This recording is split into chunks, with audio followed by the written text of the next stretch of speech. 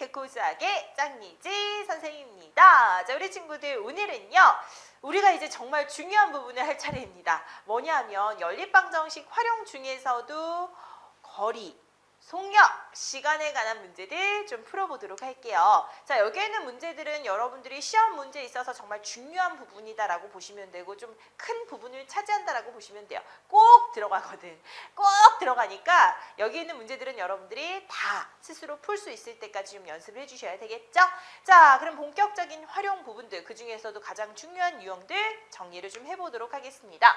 자, 거리, 속력, 시간에 관해서 여러분들이 정리를 하시면 이제 연립방정식 활용 파트 개념 부분은 끝난다라고 보시면 되고요. 이어서 이제 선생님이랑 문제로서 쭉쭉쭉 마무리하시면 되겠죠. 자, 여기에는 유형들도 여러분들이 푸는 방법이 다 있습니다. 자, 그리고 굉장히 또 많은 유형들이 나와 있어요. 거리에 관한 문제, 거리의 합, 거리의 차, 시간의 합, 시간의 차, 또는 거리가 같다, 뭐 이런 식으로 굉장히 많은 유형들이 나와 있기 때문에 되도록이면 여기 있는 부분들은 개념을 여러분들이 확실히 잡아놓고 문제를 푸셔야지만 헷갈리지가 않을 겁니다. 아셨죠? 자, 선생님 또 그렇게 만들어 줄 테니까 하나하나 또 설명을 좀 잘 들어보도록 하자고요. 자, 첫 번째 거리, 속력, 시간에 관련된 문제들 개념 코칭 들어가 보도록 하겠습니다. 탄탄이 또 나왔네요. 탄탄아 얼른 와, 지각하겠다. 8시 30분이야. 다다다다다 엄청 달리고 있네요. 그죠? 아이고 힘들어. 다행히 늦지 않았네. 다행이다. 몇 시에 집에서 나왔는데 늦을 뻔했니?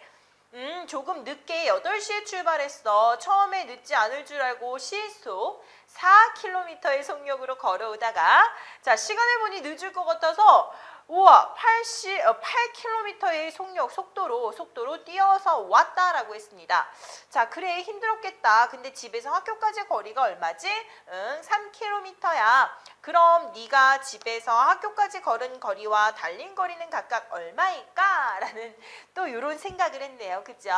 자, 그럼 어쨌거나 탄탄이는 얘들아 걸어가다가 달려갔어요. 그죠? 속력에 차이가 나겠다라는 것 확인할 수 있겠죠? 먼저 묻고자 하는 것부터 보도록 하겠습니다. 탄탄이가 걸은 거리와 달린 거리를 구하려고 하고요. 그때 생각해야 될 것은 일단 미지수를 정해놔야 되겠죠? 그죠? 그래서 묻고자 하는 건 미지수를 x, 걸은 거리를 x, 킬로미터, 달린 거리를 y 킬로미터라고 했습니다. 자, 이렇게 해놓고 전체 거리에 관한 방정식을 하나를 세우고 그 다음에 걸린 시간에 관한 방정식도 하나를 세우면 되겠다라는 것을 확인할 수 있고요. 자, 이제 하나하나 적용 단계들, 해결을 해보는 단계들 거쳐가도록 할게요.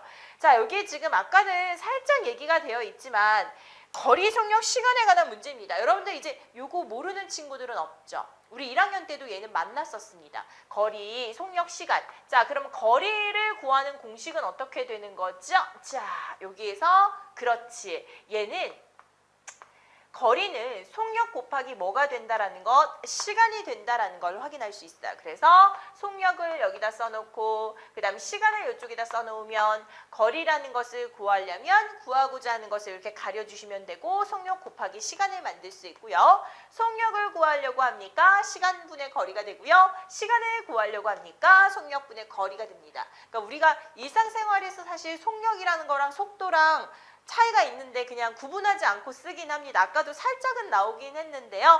속력은 어떤 방향을 체크하지 않은 뭔가 전문적인 용어로 스칼라 양이라고 하고 속도는 방향을 같이 체크를 한 벡터라고 합니다.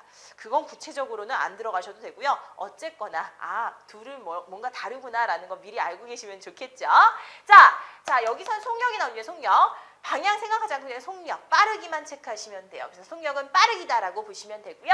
이 빠르기를 체크한 속력은 단위가 얘들아 2개나 나와. 자, 단위 시간 동안 간 거리를 체크하기 때문에 보통 시속 몇 킬로미터입니다. 이런 식으로도 체크가 되고요. 그 다음 또 분속 몇 미터입니다. 이렇게도 체크가 됩니다. 또는 뭐 초속 미터로도 표시가 되는데요. 보통 짝꿍을 이루는 녀석들은 이렇게 됩니다. 그래서 얘네들이 지금 속력에는 단위들이 모두 다 들어있기 때문에 가장 먼저 문제를 보실 때 여러분들은 속력의 단위를 체크를 하셔야 돼요. 그래서 이쪽에 단위를 먼저 맞춰줘야 되겠구나. 속력의 단위에 모두 다 여러분들이 통일을 시켜주시면 문제를 푸실 때 편합니다. 아셨죠? 단위들이 달라져 버리면 식을 만들 때 굉장히 곤란해요. 그래서 속력의 단위를 맞춰주자라는 것, 전반적인 공식들 다시 한번 기억을 떠올려 주시고요. 자, 이제 문제 접해 보도록 할게요. 활용 문제가 나오면 우리 가장 먼저 해야 될 것은 미지수 정하는 거죠. 미지수도 안 정하고 막 식 넣으려고 그러면 안 됩니다. 그래서 내가 무엇을 x로 무엇을 y로 둘지를 정확하게 써놓으시고 여러분들이 출발하셔야 되고요. 여기서는 어떻게 정할 거냐 하면 자, 탄탄이네 집에서 학교까지 거리가 3km다라고 했습니다. 그죠? 그러면 정확하게 이 탄탄이의 집에서 학교까지 가는데 걸어가다가 분명히 속력에서 차이가 났어. 걸어갈 때랑 달려갈 때는 당연히 빠르기가 다르겠지. 그치? 자, 그러면 속력이 걸어갈 때 느리겠죠. 그 다음에 달려가면 빨라지겠죠. 이때 걸은 거리를 몇으로 x로 놓고 우리가 문제를 풀 거고요. 그 다음에 달린 거리를 y로 놓고 문제를 풀도록 하겠습니다. 그럼 선생님이 항상 얘기했다시피 두 개의 식 중에 하나는 굉장히 간단하게 등장을 합니다. 자, 학교에서부터 집까지의 거리 자체가 몇이라고 했는데 3km다라고 설명을 했거든. 그럼 너무나 당연하게 나오는 식 하나, x 플러스 y는 3이다. 요거 연결할 수 있죠. 얘는 다 할 수 있어. 그 다음이 문제야. 그 다음 식을 잘 만들어내느냐가 이제 여러분들의 실력이 결정이 되는 거죠. 자, 그 다음 식은 뭐냐 하면 얘네들을 여러분들이 어쨌거나 걸어가다가 달려왔는데 총 얼마나 걸렸대? 30분이 걸렸대요. 그때 여러분들이 30분을 그대로 체크하시면 되겠습니까? 속력에서 지금 뭐라 그랬는데 시속 몇 킬로미터 이런 표현을 썼잖아. 그러니까 얘를 시간으로 바꿔주시는 거죠. 식으로 하나로 통일시키려면요. 그죠? 그래서 이때는 여러분들이 30분을 60분 중에 30분이다 이렇게 체크하셔야 돼요. 자, 아직도 여러분들이 분을 시간으로 못 고치는 친구들이 있기 때문에 꼼꼼하게 사회명 들어갑니다. 자, 얘는 60분 중에 30분이다 라고 체크를 하시면 되겠죠. 그래서 몇 시간인지를 여러분들이 시간으로 체크할 때는 이런 식으로 나타내시면 돼요. 되셨습니까? 오케이? 자, 그럼 당연히 2분의 1시간이다 라고 쓸 수 있겠지? 그죠? 40분이면 몇? 60분 중에 40. 그지? 예를 들어 1시간 30분이다 라고 했을 때는 1과 60분의 30 이렇게 체크를 하시면 돼요. 되셨죠? 자, 이런 식으로 연결하시면 되고요. 자, 이때 이 걸린 시간 자체가 2분의 1을 만들 수 있는 것은 걸었을 때에 걸은 시간이랑 그 다음에 달려갔을 때 걸린 시간이랑 얘네들을 합쳤어. 그랬더니 얘가 몇이 되었대? 2분의 1이 되었대. 요거 만드시면 돼요. 전체 식은. 그래서 두 번째 어려운 식은 여러분들이 요거를 그대로 식으로 연결하시면 되고 시간 자체는 뭐라고 했어? 그대로 시간 안 줘. 어떻게 주어진다? 속력이랑 거리를 이용할 거예요. 그래서 시간을 속력분의 거리로 표현한 식을 만드시면 돼요. 이 2분의 1이 어떻게 나왔는지를 체크하시면 되겠죠? 속력은 몇이라 그랬어? 속력은 분명히 지금 여기에서 알려줬거든.